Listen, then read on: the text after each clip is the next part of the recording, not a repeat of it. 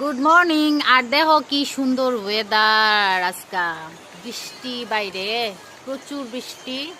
আর আমার মন চাইতেছে আজকে বাড়িতে থাকতাম, কিন্তু ঠাকুরে জানে আমার কপালে কিটা আছে। Hello, good morning.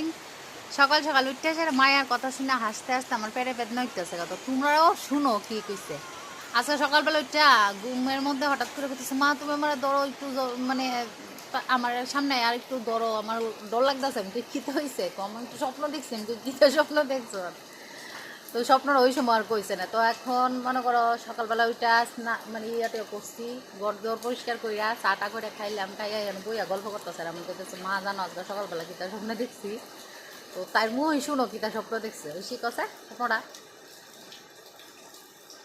দেখছি আমার একটা বুড়া একটা বটকা একটা পেটাল দিল কি আর পেটাটা জুড়ে কম সুন্দর আছে, শুনবো না তো। এটাই তো বটকা একটা বুড়া পেটার লোকে বিয়া দিয়া দিত। পেটাটা বেশি ভালো না, মানে কেমন জানি হ্যাবলা গান্ত।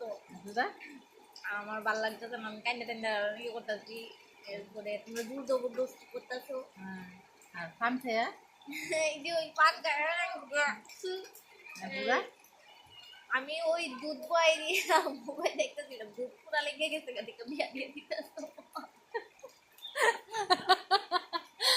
দুধ বয়া মোবাইল টিপতেছে, দুধ পুরা লাগছে দেখি। আমি তাই একটা বটকা বেটার কাছে বলে বিয়া দালাইছি।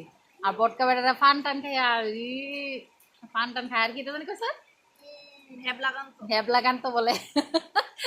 কি অবস্থা!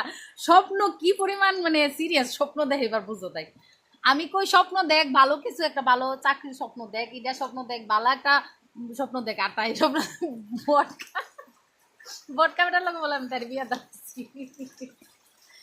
অবস্থা।